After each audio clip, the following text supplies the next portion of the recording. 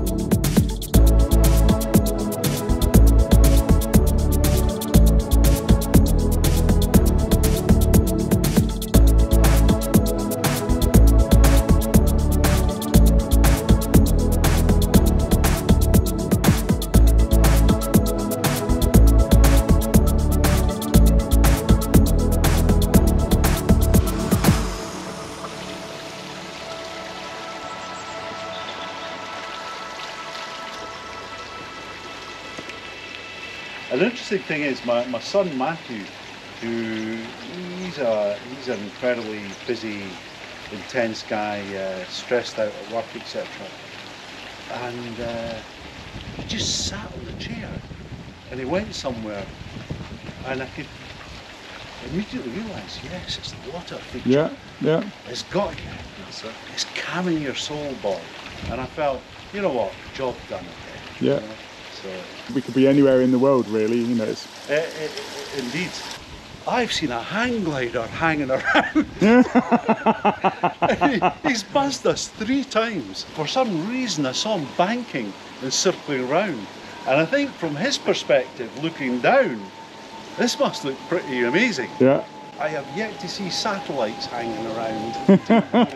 We wanted it just to be a kind of slight teaser to what's in the back. And this is just a simple bubbling rock feature.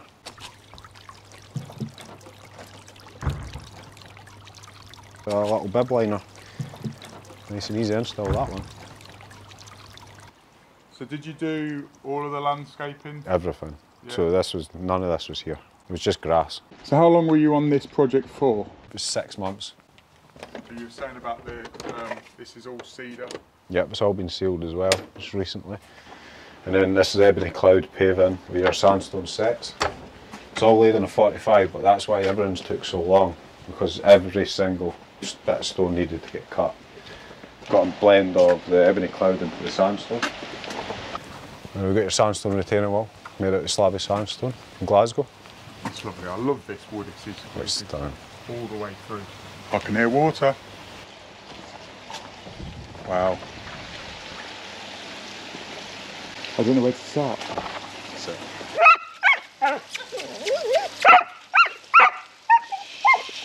It's sandy. He's a nervous dog, he's an anxious dog, and he's got a story. He was born in Mexico, raised in San Diego, and transported across here by default to Scotland. Yeah. Tell me. Yeah. Yes, I know the story of all the rocks. So yeah, no, and I think it must be wonderful from his point of view, from a dog's point of view, to actually have a kind of nature in the back garden like this, and it must make him feel incredibly relaxed. So he's been a much calmer dog, and that's been rewarding to us, to know that the dog can come out here and feel at home, comes out to us and he sits up in the chairs, etc. So, you know, all in all, fabulous. So what we got here? We've got the large spillway basin, aqua basin 45 underneath that. We just run the Ultra 2000 pump. Yep. We took the diffuser off just to give the candle effect to the water. We've got aquascape LED in there as well. 3 watt. Planted it up. Water quality is perfect since we planted it up. This is one of my favourite stones in the whole garden. Yeah. Look at that. Millions of years old. They call this Harlequin quartz. You see the different colours coming through it. Yeah. So you say that one's 5 tonne? 5.5 that one, yeah. It's like the Highland Walk, isn't it? Right. And then most of the big ones around these are all about a tonne each. Electric lawn mower. Yeah, that comes out and cuts the grass every day. So does the mower come all the way up here, or is this? Yeah, so there's basically a line that runs right around the grass, and that's its boundary. Yeah. So we'll cut all this section. We'll struggle to get right over the edges, but we'll just come out with the strimmer and tighten it up. And that'll come out every day and just take a tiny wee bit off, and that just gets mulched in. Yeah. Which is great, because everyone's going for artificial grass, but when the installation price of one of them is the same as what your artificial grass install will cost, and you're getting the natural element as well. Yeah. So I'll refuse to install artificial. A wee cave for it to hide in. We've got another cave here.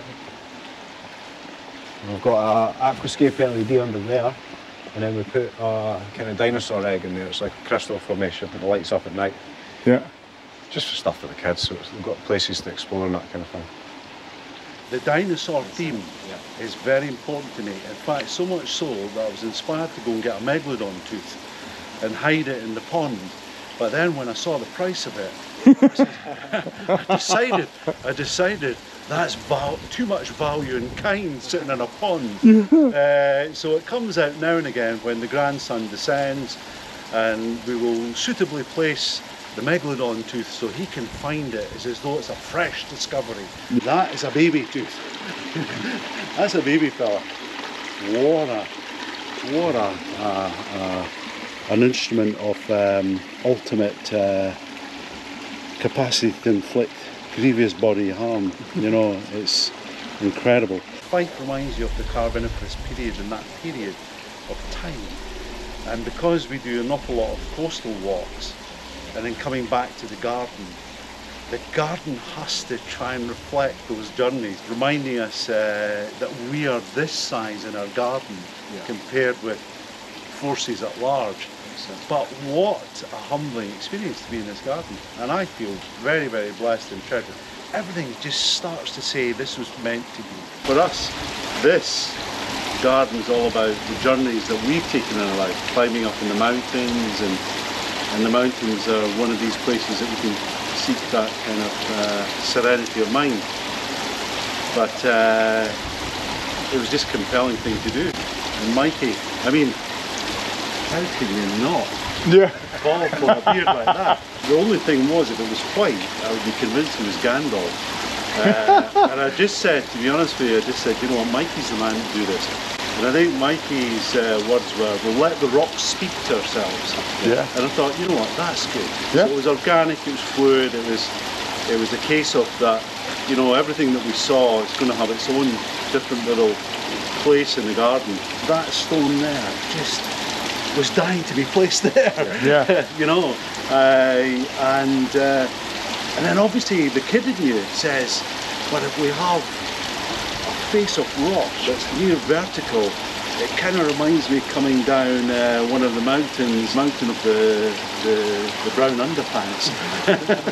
And I remember Dawn somewhat there, I can't do this, and I said to her, no you can, you will, you must, you know. So we've represented little journeys in our life, the stones and vertical faces and that, and the kid inside, he said, if only I had my action man and I can place it. So it's great, and when the grandchildren in the garden, you just got to watch it. It's fabulous. And then, to top it all, when things start blooming, the bees descend upon the garden. And what an absolute treasure and rewarding experience that has been for us all. And the bees started to get the message, hey, we've got a new, you know, I can imagine in sort of the inimitable world of bee communication, hey boys, come on down here, we've got a beautiful little plot and we can do our magic without disturbance. They've come down and they've just really enjoyed it. And I'm glad to see that we've not just got one, you know, specimen of bumblebee. There are different varieties there that just says, you know, they're alive and well, and it's somewhat rewarding, because I think we need to appreciate your bees more, you know.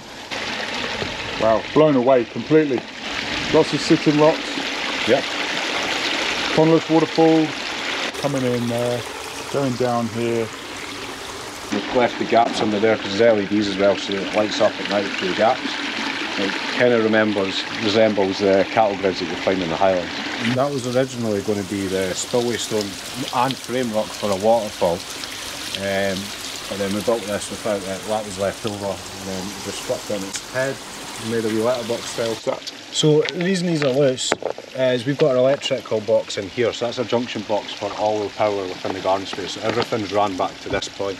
So if anything goes wrong in the future, we need to just lift that stone out. It is stone, yeah, it is stone. So it's all stone, but originally it was going to get placed on that, but we just didn't want to spoil the natural look of the garden. So everything's out. That's like an hour's worth of work, at least. Yeah. Tying that in. That was like an hour. That was a couple hours at least tying that in. That's what I mean about the last 10% takes 90% of the time, because when we first started this, it was great, big stones in. And then when you reach that 75% stage of the job, the progress just slows down, but it's the last final details that really makes or breaks it. You know, just listen. Yep. Wow.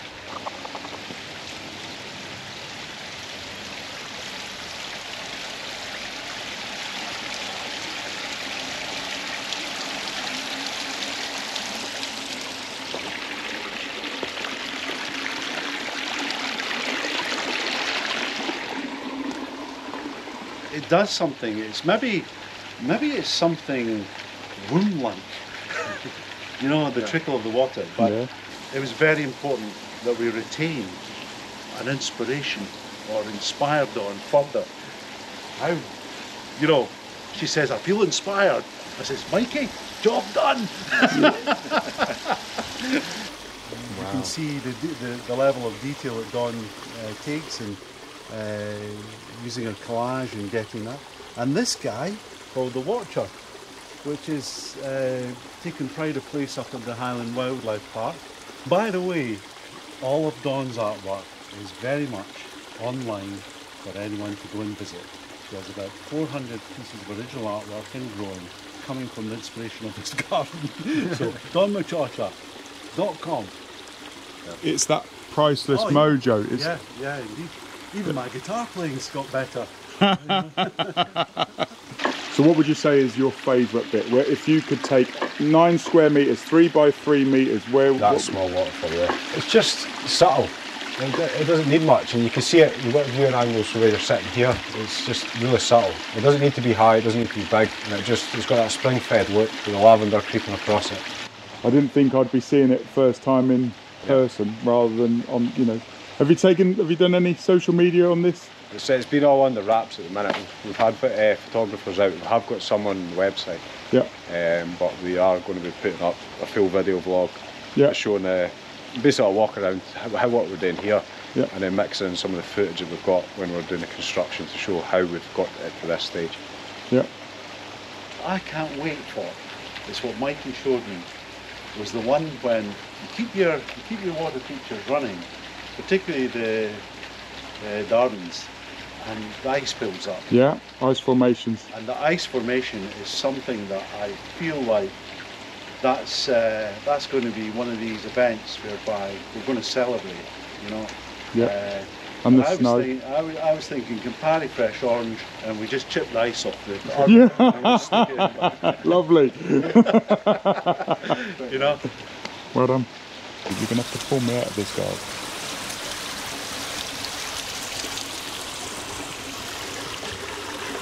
It's different. So check this out, guys. Mikey's been a real good host for the day. And if someone wanted to find you, it's Instagram, Facebook, or website. McQueen Landscapes. McQueen Landscapes on YouTube. Yeah. Book your own telephone consultation. We'll give you a call. Usually takes about 15 minutes, and then afterwards, we'll come out and do a site visit if you're the right fit for your job.